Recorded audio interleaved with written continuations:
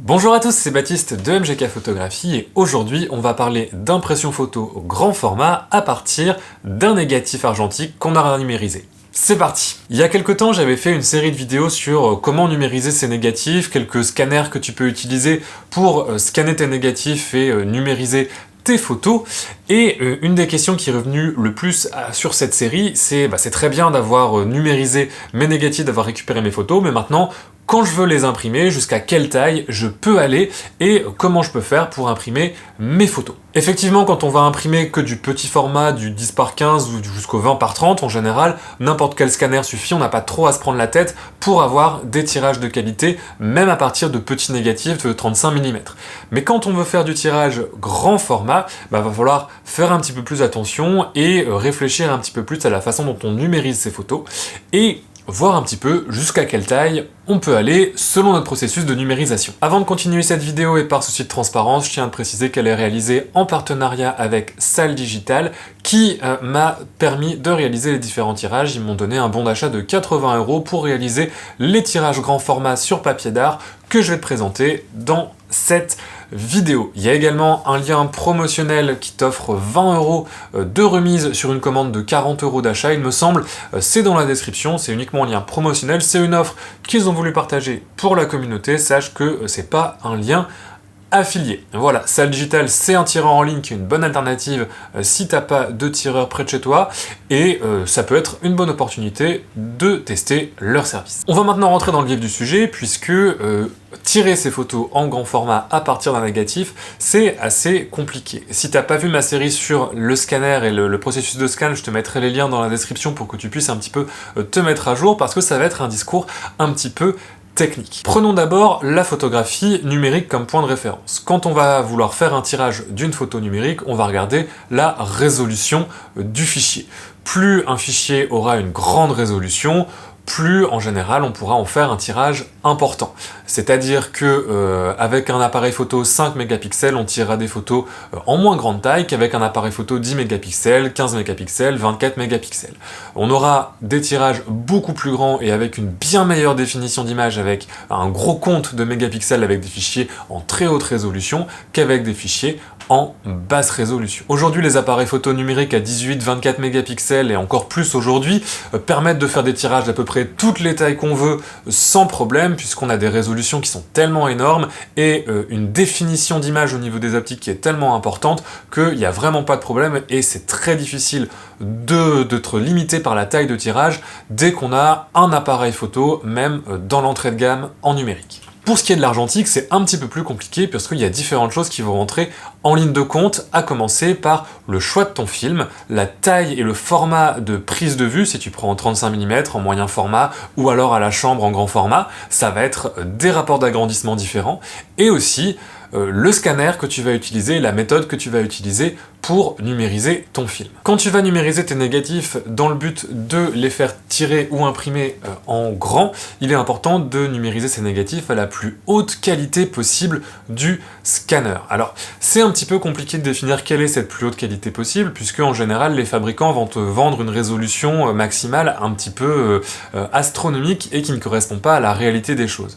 Dans le cas par exemple des scanners à plat, souvent on va te vendre une résolution de 5000, 7000, 10 000 dpi, alors qu'en fait la résolution optique du scanner, c'est-à-dire ce qui va vraiment pouvoir rendre sans petit trucage logiciel, se situe en général autour de entre 1600, 2000, 2500 dpi pour les meilleurs scanners. Si tu as un petit peu de mal avec ces notions de DPI, de résolution de scan, etc., je te renvoie aux vidéos que j'avais faites sur le scan où ces notions sont abordées un petit peu plus en détail et où tu vas un peu plus comprendre pourquoi c'est important. Dans mon cas, j'essaie toujours de numériser dès le départ mes photos en la plus grande résolution possible, comme ça si je veux faire un tirage, j'ai déjà un fichier de départ qui est à la meilleure résolution possible, mais pour cette expérience, on va numériser ensemble un négatif moyen format 6 par 4,5 avec un scanner à plat et je vais te montrer un petit peu ce à quoi je fais attention dans le but d'en faire une impression grand format.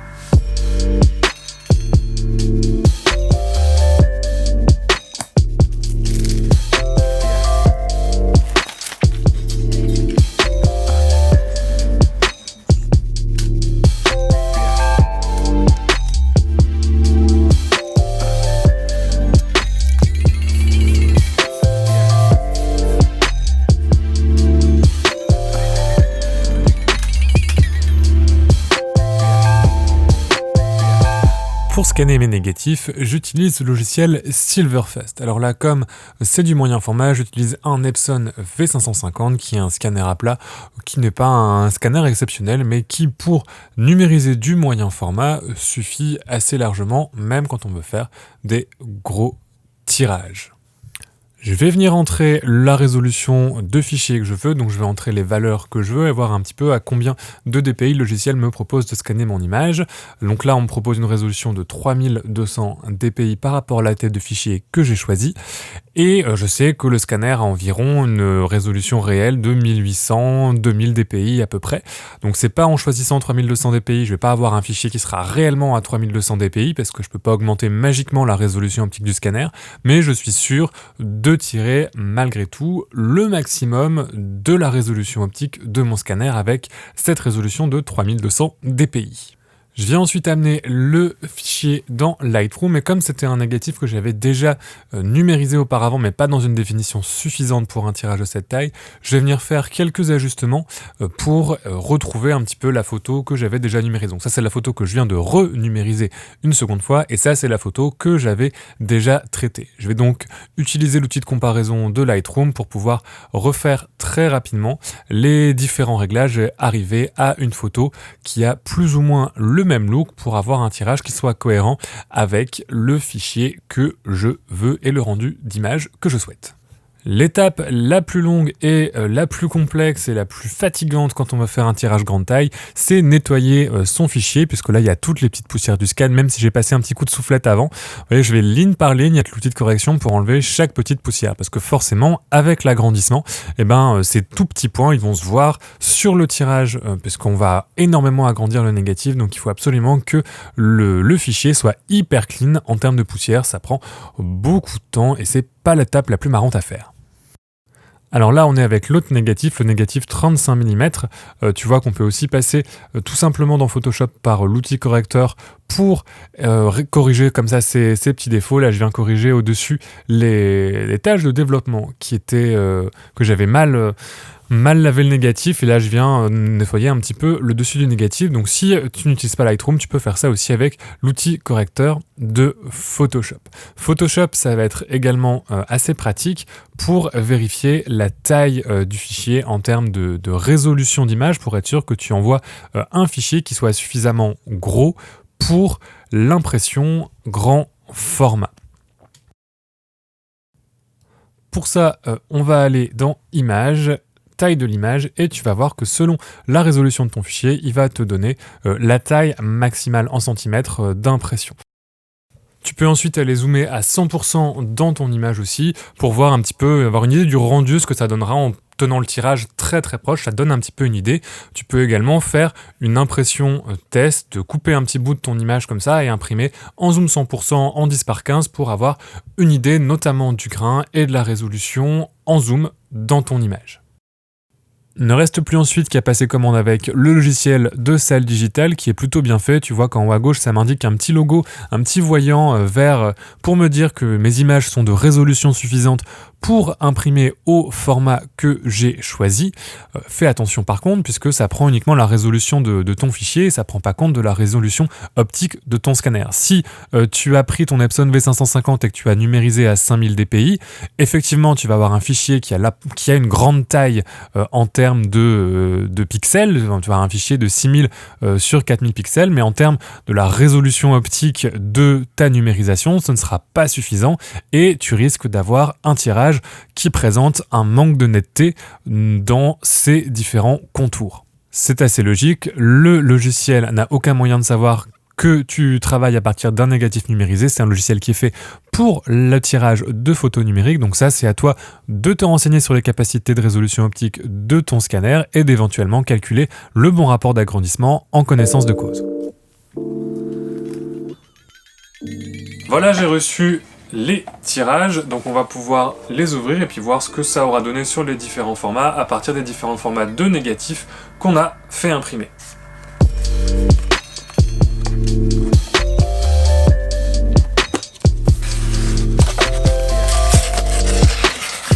Un premier bon point, c'est plutôt bien emballé. Un toxine le plus long du monde.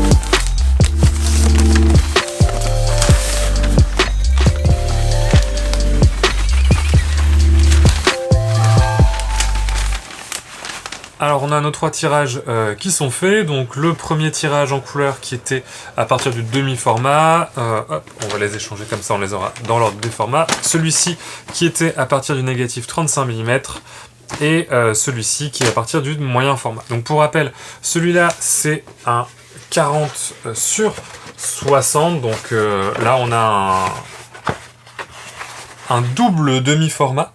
Alors c'est pas trop mal, après forcément comme c'est fait avec un appareil photo qui est plutôt une qualité point and shoot que réellement un réflexe, on n'a pas forcément énormément de détails dans les détails profonds. Dès qu'on s'approche un petit peu, on voit un petit peu le flou, mais faut penser aussi que ces tirages, on va pas les regarder juste en zoomant dedans, on va plutôt les regarder à une certaine distance, et si on se met à 1 mètre, 2 mètres du tirage, ce qui va être finalement sa distance de vision, on a vraiment un rendu qui est pas trop mal pour le format de départ du négatif. Même si on prenait que la moitié d'une image, on aurait quand même un beau tirage. On pourrait couper comme ça ici, enlever la bande noire et en faire un diptyque sur 2 cadres, ça pourrait être une idée. Pour parler maintenant du négatif 35 mm, donc là on est sur un 45-70, donc vraiment un grand tirage, et là ça rend quand même plutôt très bien. Le grain reste un peu présent, mais c'est normal, en venant d'un négatif 35 mm, on va avoir du grain. J'ai oublié aussi un petit fil là ici, donc ça c'est toujours un peu difficile, il faut bien nettoyer ces négatifs avant de les envoyer à l'imprimeur, mais en termes de résolution d'image, on a vraiment quelque chose d'assez impressionnant, sachant qu'on part d'un négatif de 2 cm sur, enfin 2 cm et demi sur 3 cm et demi.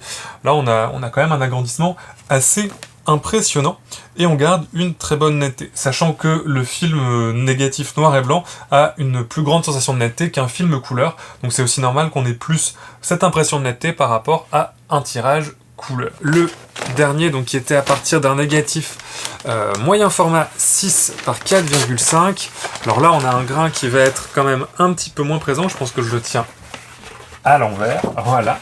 On a un grain qui est un petit peu moins présent parce que c'est aussi le format de négatif qui fait ça, qui fait qu'on a un grain un petit peu moins présent, et on a pareil une netteté d'image qui est pas forcément beaucoup plus supérieure à celle qu'on a avec le 35 mm, et ça c'est aussi le fait du scanner. On a utilisé un scanner qui a un petit peu une résolution optique moindre par rapport à celle qu'on a utilisée pour scanner la pellicule 35 mm, donc c'est pour ça qu'en termes de résolution on peut pas aller trop haut, puisqu'on arrive à la limite de la résolution optique du scanner. Mais je pense qu'on aurait pu quand même le tirer un petit peu plus grand encore, et on n'aurait pas eu trop de mal en termes de netteté d'image. Maintenant qu'on a vu un petit peu les tirages, on va essayer de rentrer dans des détails un petit peu plus techniques. C'est là où ça va peut-être se compliquer un petit peu si t'as pas trop l'habitude de la numérisation au niveau du négatif. En toute logique, le 35 mm a un rapport d'agrandissement moins important que le moyen format, et sous l'agrandisseur c'est le cas. Forcément, comme on part d'un support qui est plus petit,